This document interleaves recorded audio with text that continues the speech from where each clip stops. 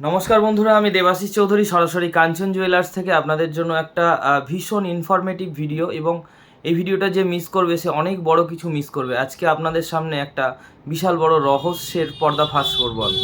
তো রহস্যটা এটাই যে 2% 3% মেকিং চার্জে HYD 916 গয়না দেওয়া সম্ভব কি করে, যেখানে কারিগর যতই চিপেস্ট রেটে কাজ করুক, কারিগরদের খরচায় পড়ে যায় 3%। দোকানদারের হাতে আসার পরে দোকানদাররা 3%-এ কী করে দিচ্ছে। তো 3%-এ দেওয়ার পিছনে যে কি রহস্য এবং আপনাদের থেকে কি অরিজিনালি 3%ই নেওয়া হচ্ছে, সেটা আজকে পর্দা ফাঁস করব। তো শুনুন, প্রথম কথা হচ্ছে 2% 3% একমাত্র তারাই দিতে পারে যাদের বিশাল বড় দোকান, প্রচুর সেল এবং যাদের দোকানে টঞ্চ মেশিন বসানো আছে। তো প্রথম কাস্টমাররা টঞ্চ মেশিন দেখেই গলে যায় যে ওখানে যে টঞ্চটা দেখাচ্ছে সেটাই সঠিক। অবশ্যই সঠিক, কেউ ভুল টঞ্চ আপনাকে দেখাচ্ছে না, টঞ্চও ঠিক দেখাচ্ছে। এবং আপনার গয়নাতে যে 22 ক্যারেট 916 HYD কোয়ালিটি দিচ্ছে না সেটাও নয়, সেটাও দিচ্ছে। কিন্তু সম্ভব হচ্ছে কি করে? সম্ভব হচ্ছে এই ক্ষেত্রে, এটা আমার মনে হয়, আমি এটা দাবি করে বলছি তা নয়, আমার মনে হয় আপনারা একটু ভাববেন বিষয়টা নিয়ে। আপনি যখন কোনো সোনা টঞ্চ করছেন, হয়তো 10 গ্রাম সোনা টঞ্চ করলেন, হয়তো কেডিএমের সোনা ছিল, আপনার 80% বেরালো, তার মানে আপনি 8 গ্রাম সোনা পাচ্ছেন। তো আপনারা হয়তো জানেন না, যেটা টঞ্চ মেশিনে দেখাচ্ছে সেটা ডাইরেক্ট 24 ক্যারেটের কোয়ালিটি দেখাচ্ছে আপনাকে, 22 ক্যারেটের কোয়ালিটি বা 18 ক্যারেটের কোয়ালিটি দেখাচ্ছে না, ডাইরেক্ট 24 ক্যারেটের কোয়ালিটি দেখাচ্ছে। আপনি 10 গ্রাম সোনা দিয়েছেন, আপনার গালানোর পরে আপনার দেখাচ্ছে 80%, মানে আপনাকে 8 গ্রাম সোনা দিচ্ছে, এটাও সঠিক দিচ্ছে। কিন্তু আপনারা কি জানেন, প্রত্যেক 10 গ্রামে 22 ক্যারেট করতে গেলে 840 মিলি মিল করতে হয়, মানে 840 মিলি তামা এবং সিলভার অর্থাৎ রূপো মিল করতে হয়। তাহলে 840 মিলি মানে এখানে 8.5%। আর দোকানদার যদি আপনাদেরকে 2% মজুরি নেয় তাহলে পড়ে গেল 10%, ঠিক আছে। আর যদি 3% মজুরি নেয় তাহলে হয়ে গেল 11% মজুরি। এইটাই হচ্ছে রহস্যের মেন পর্দা, যেটা কালো রহস্য, যেটা আপনারা এতদিন জানতেন না কেউ, আজকে জেনে নিন। যে টঞ্চ মেশিনে যখনই এত কম মেকিং চার্জে কেউ দিচ্ছে, তার মানে তার কাছে প্রচুর পরচুন অর্থাৎ পুরনো গয়না, পুরনো সোনা প্রচুর পরিমাণে আসছে তার কাছে। মাস গেলে 100 গ্রাম 150 গ্রাম 200 গ্রাম 300 গ্রাম 400 গ্রাম 500 গ্রাম তাদের কাছে আসছে, এবং প্রত্যেক 100 গ্রামে 8 গ্রাম 400 মিলি করে তাদের লাভের খাতায় ঢুকে যাচ্ছে, যেটা আপনি জানতেও পারছেন না। আপনি মনে করছেন যে আমি 3% মেকিং চার্জে পেয়ে গেছি, আমি বিশাল বড় মানে জিতে গেছি। তো যারা 2% 3% মেকিং চার্জে সোনার গয়না বিক্রি করছে এবং ছোটোখাটো দোকানদার ভাইদের প্রচুর প্রচুর প্রচুর এফেক্ট পড়ছে এই বিষয়টা নিয়ে, তো তাদের মাথায় কিছুতেই ঢুকছে না যে কি করে এটা সম্ভব হচ্ছে। কারণ আমি কারিগরকে দিচ্ছি বানাতে, কারিগর বলছে 3 ওয়েস্টেজের নিচে কাজ হবে না দাদা, যতই কম করুন 3 ওয়েস্টেজের নিচে কাজ হবে না, 3.5 ওয়েস্টেজের নিচে কাজ হবে না। তাহলে আমি 3.5 ওয়েস্টেজে নিয়ে আসার পরে আমি 4 ওয়েস্টেজ 5 ওয়েস্টেজ কী করে দেবো? আমাকে মিনিমাম 6% 7% তো মেকিং চার্জ নিতেই হবে, কারণ সোনার বিক্রি এখন প্রচুর কম। যদি প্রচুর সেল হতো তাহলে সেলের ওপরে একটা কিঞ্চিত পরিমাণ লাভ করেও আমার সংসারটা আমি বাঁচাতে পারতাম। তো এই মুহূর্তে ছোটোখাটো দোকানদারদের সংসার বাঁচানো দায়ী হয়ে গেছে এই সমস্ত দোকানদারদের জন্য। আর আপনাদেরকেও বলে রাখি, যারা আপনারা ওল্ড গোল্ড এক্সচেঞ্জ করছেন, পুরনো সোনা বদলে নতুন সোনা নিচ্ছেন, তাদের ক্ষেত্রে বলছি আপনারা চোখ বন্ধ করে টঞ্চ মেশিনের ওপর ভরসা করবেন না।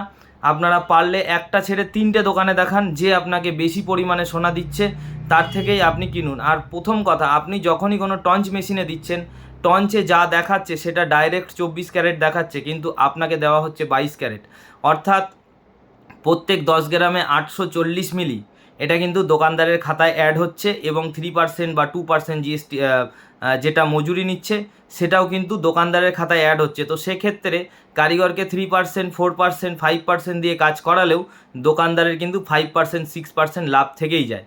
তো যে কারণে বলছি যে এই ভিডিওটা কিন্তু বেশি বেশি করে শেয়ার করুন, এবং এই ধরনের ইনফরমেটিভ ভিডিও দেখার জন্য কাঞ্চন জুয়েলার্স ইউটিউব চ্যানেল, কাঞ্চন জুয়েলার্স ফেসবুক পেজটাকে অবশ্যই ফলো করে রাখুন। আরও প্রচুর বড় বড় রহস্যের পর্দা ফাঁস আমি করতে চলেছি।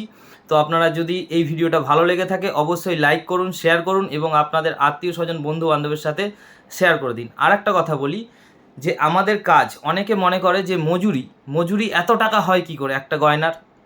মজুরিটা একটা কানের বানাতে হয়তো একদিন সময় লাগছে, সেই কানেরটার মজুরি বলছে 2000 টাকা, একদিনে 2000 টাকা, তাহলে তো বিশাল বড় লোক হয়ে যাবে। তো আমি আপনাদেরকে বলছি যে আমাদের লাইনের সাথে যুক্ত প্রচুর মানুষ আছে। প্রথমে সোনা গালানো হলো, গালানোর সময় গালাইওয়ালার কাছে 10-20 মিলি সোনা লস হয়ে যায়। গালানোর পরে চলে আসলো তার পাতে, তার পাত, প্রথমে তার করতে হয়, তার আলার কাছে 10 মিলি 20 মিলি চলে যায়। একদম কম কথা বলছি আমি, একদম 10 গ্রাম 8 গ্রাম কাজের খরচাটা বলছি। মনে করুন এবারে তার আলার কাছে 10-20 মিলি চলে যাচ্ছে। যে পাত বানাচ্ছে পাতে লস একদমই হয় না, কিন্তু পাত বানানোর পরে যে কাটাই পিস দিতে হয়, অর্থাৎ ছোট ছোট আম, চোখ, পান, ছোট ছোট যে ডিজাইনগুলো ওগুলো কাটাই দোকানে ডাইসে তৈরি হয়, ওখানে একটা 10-20 মিলি খরচা চলে যায়। তারপরে দেখবেন কাজের মধ্যে ছোট ছোট বল লাগানো থাকে, সেই বলের কারিগর আলাদা, বলের কারখানা আলাদা, বলের কারখানায় যখন বল বানাতে দেওয়া হয় সেখানে বল আলা 10-20 মিলি নিয়ে নিচ্ছে। কাজের মধ্যে দেখবেন নেকলেসের মধ্যে, কানের মধ্যে দেখবেন সরু সরু চেন লাগানো থাকে, সেই চেন আলা, চেনের সেগমেন্টটা পুরো আলাদা, চেন আলার কাছে লস চলে যাচ্ছে। তো এর মধ্যে কাজের মধ্যে আরও অনেক কিছু লাগানো হয়, মিনে করা হয়, মিনে আলা কিছুটা নিয়ে নেয় খুঁড়ে খুঁড়ে, সেটিং পাথর সেটিং আলা কিছুটা নিয়ে নেয় খুঁড়ে খুঁড়ে। তো এই কাজের মধ্যে, একটা কাজের মধ্যে প্রচুর কিছু থাকে। হ্যাঁ, তার, পাত, বল, চেন, কাটাই পিস, মিনা, পাথর, আরও প্রচুর কিছু থাকে, যেখানে আমাদের কারিগর ভাইদের ছোট্ট ছোট্ট ছোট ছোট করে লস হতে হতে যখন কারিগর ভাইরা টোটাল কাজটাকে এইবারে ভাঁজাচ্ছে, ঝালাচ্ছে, ঘষছে, সাজাচ্ছে, সেক্ষেত্রেও তাদের হাতেও কিছুটা লস হয়। ঝালাই করছে, ঝালাই করার পরে ব্রাশ করে ফিনিশ করে যখন সে পালিশ করছে, আবার পালিশওয়ালার কাছে লস হয়ে যায়। পালিশওয়ালার কাছে লস হওয়ার পরে তারপরে চলে আসে ছেলাইওয়ালার কাছে। তো ছেলাইওয়ালার কাছে যখন ছিলে ডিজাইন তুলছে সেক্ষেত্রে পুরো ছিলটা পাওয়া যায় না, ছিলের সাথে বালি মিক্স হয়ে যায়, মাঝে মাঝে ছিল গালাতে গিয়ে লস হয়ে যায়। তারপরে ছেলাওয়ালার লস আছে, ছেলাওয়ালা লস নিচ্ছে, ছেলাওয়ালা লস নেওয়ার পরে চলে আসছে দোকানদারের কাছে। এবার দোকানদার টোটাল কস্ট দেখছে যে আমার টোটাল কস্ট মিলিয়ে 3.5% পড়ে গেছে বা 3% পড়ে গেছে, তাহলে আমাকে তো মিনিমাম দোকান খরচা, আমার স্টাফ মেনটেন, দোকান মেনটেন, সমস্ত কিছু মেনটেন করার পরে আমাকে মিনিমাম 2% তো রাখতেই হবে। 2% রাখার পরে তাহলে হয়ে যাচ্ছে ওটা মিনিমাম 5% বা 6% মেকিং চার্জ। তো এইভাবে মেকিং চার্জটা আসে। মেকিং চার্জ এরকমভাবে আসে না যে আমি 3 দিন কাজ করেছি, আমি 500 টাকা করে হলে 1,500 টাকা মজুরিতে আমার একটা বিশাল বড় গয়না হয়ে যাচ্ছে, এই ধরনের এইভাবে মেকিং চার্জ আসে না। সোনার গয়নার মেকিং চার্জ আসে যে আপনার কস্টিংয়ের উপর, আপনার কোনটাতে কতটা লস হলো, সেই লসের কাজটা কমপ্লিট করার পরে টোটাল কাজটাতে আমার কতটা লস হয়েছে, তো সেই অনুপাতে কিন্তু আমাদের টোটাল মেকিং চার্জটা চলে আসে।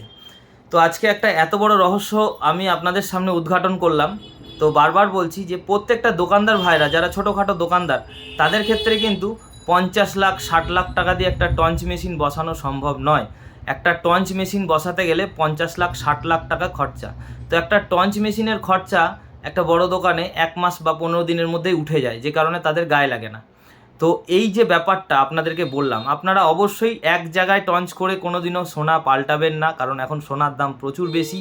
আপনি এক জায়গা ছেড়ে 3 জায়গায় টঞ্চ করুন, যেখানে টঞ্চ রিপোর্ট ভালো আসছে সেই টঞ্চ রিপোর্ট নিয়ে আপনি যেই দোকানে যাচ্ছেন সেই দোকানে যান, গিয়ে বলুন যে ভাই এটা তো আমি 10 গ্রাম সোনা 80% দেখাচ্ছে, মানে 8 গ্রাম পাচ্ছি, তাহলে এই 8 গ্রামটা তো আমার 24 ক্যারেট, এবার এর মধ্যে যে 840 মিলি মিল্টিংটা হচ্ছে সেটা কোথায় যাচ্ছে সেটা আমাকে দাও, তারপরে 3% মেকিং চার্জ ধরো, দেখি তোমার কত বড় বুকের পাটা আছে।